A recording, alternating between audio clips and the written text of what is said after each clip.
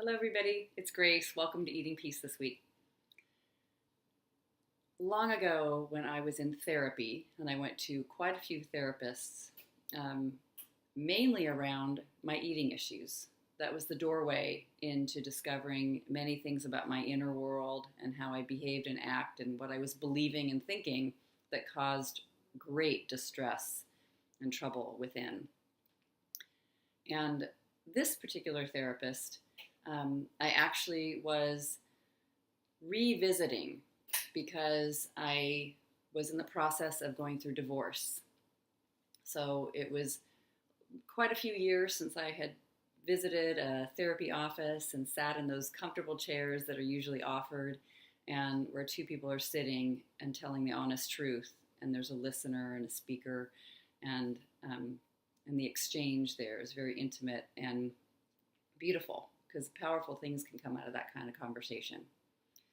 So there I was in her office, and I'd been seeing her for a little while, and she spoke to me about an interesting little mechanism, like a little method that she used in her life to deeply be able to trust herself making a commitment. And it was called the penny promise. The penny promise.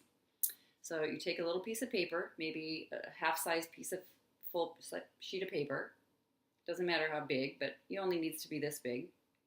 It can even be a little sliver length, I would imagine, this long.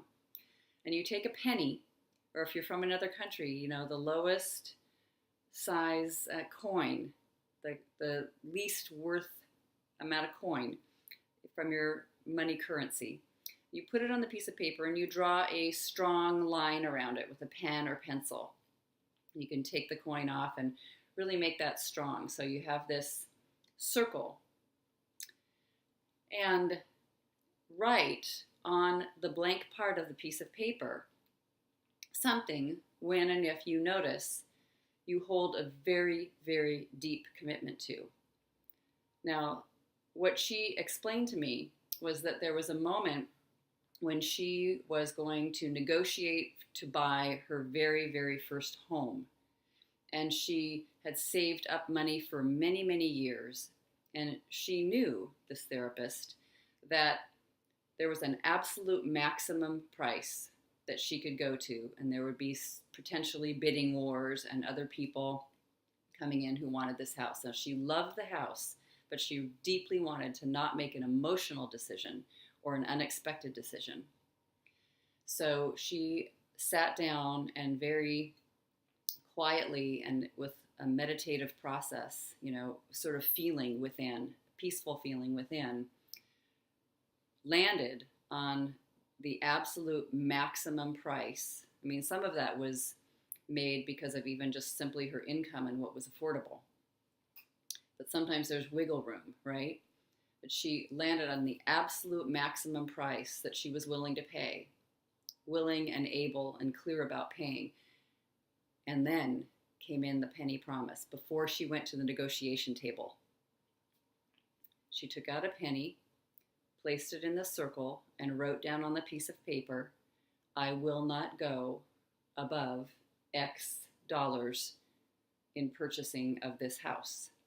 She knew she loved the house and she knew she wanted it, but she was willing to walk away if for some reason the price went over that amount.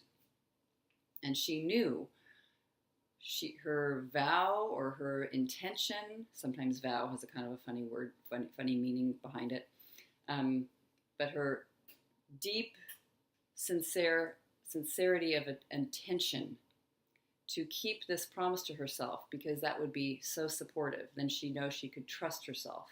That would be right for her. That would be knowing that she was the best, wise advisor she could be carrying around with herself.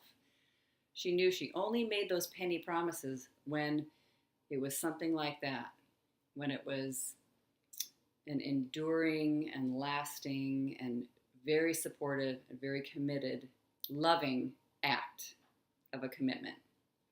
And she knew this one was. So she wrote the amount and she wrote down, "Here's my number.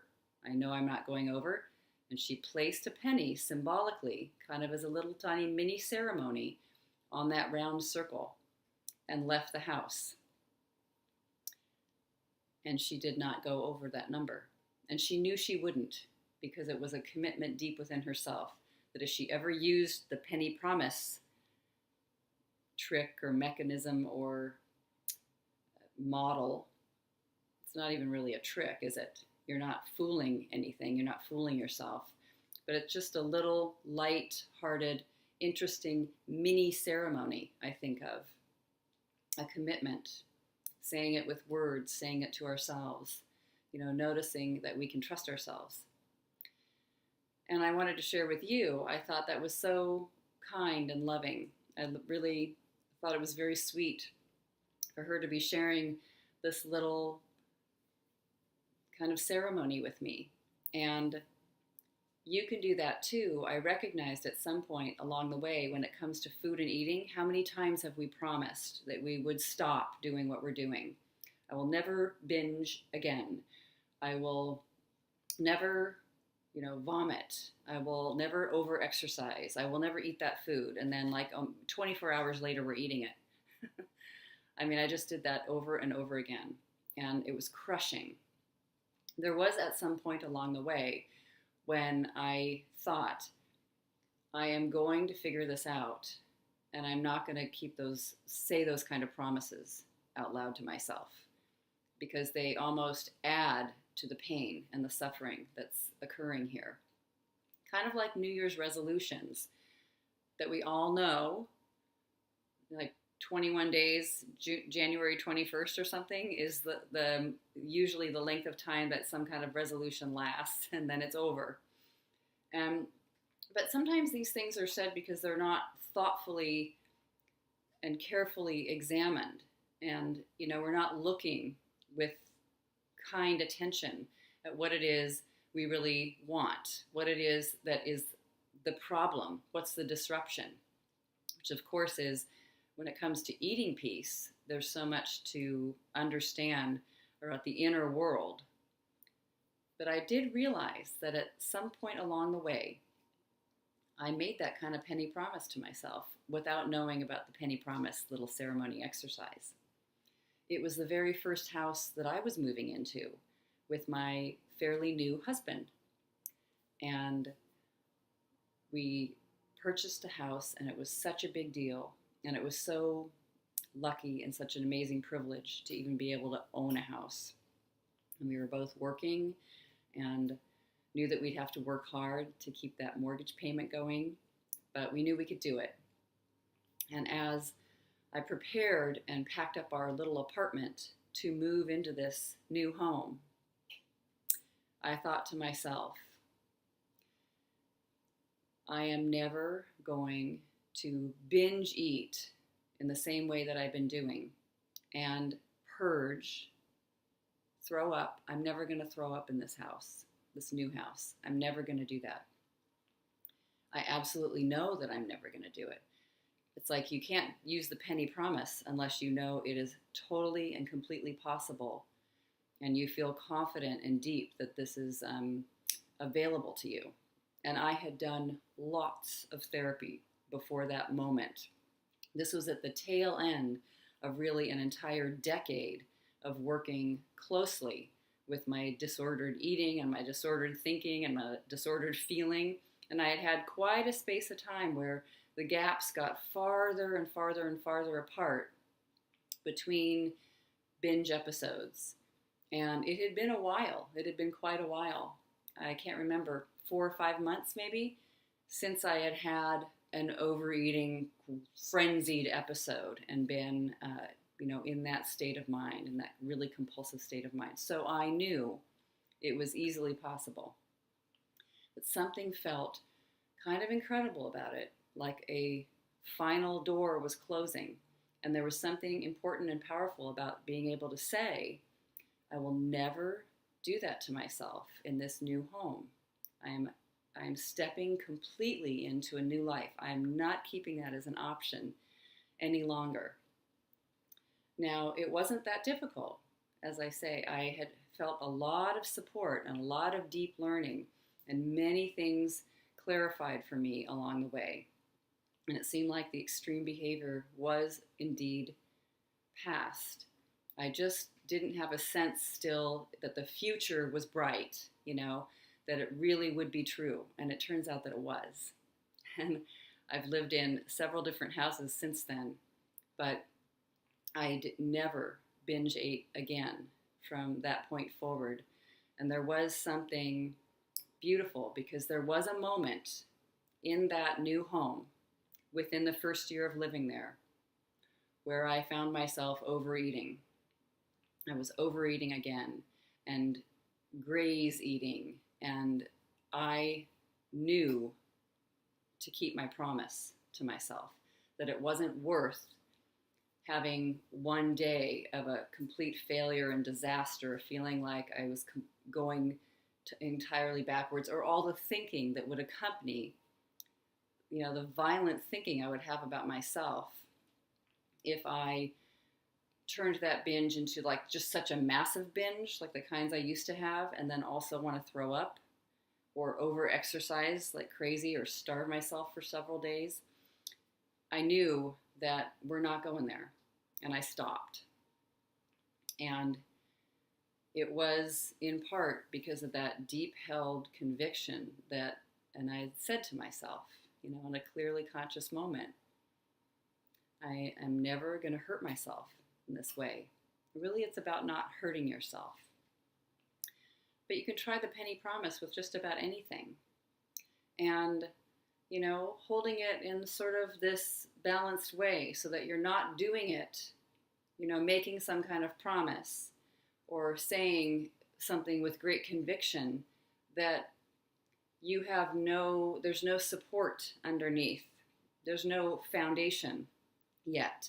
That's what it was like all those times I said for all those years, I'm never doing this again. I'm staying on a diet today, forever. And that's easy to say, kind of like in a typical sort of hangover moment, eating hangover moment. But, somebody feels awful.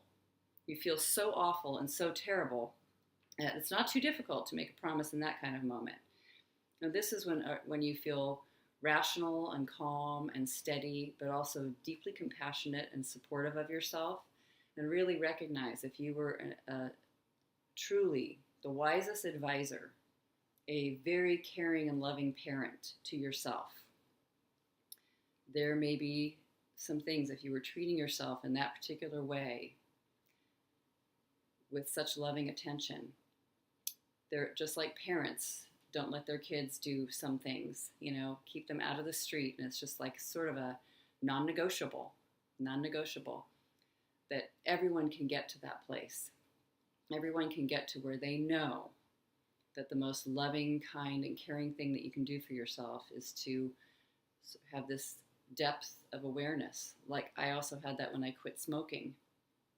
I don't care if I feel like the craving, feel overwhelmed with it. I am not doing it. And I had no idea it would be so difficult. I was shocked. I didn't even think of myself as a full-time smoker. Just like weekends and sometimes and erratic.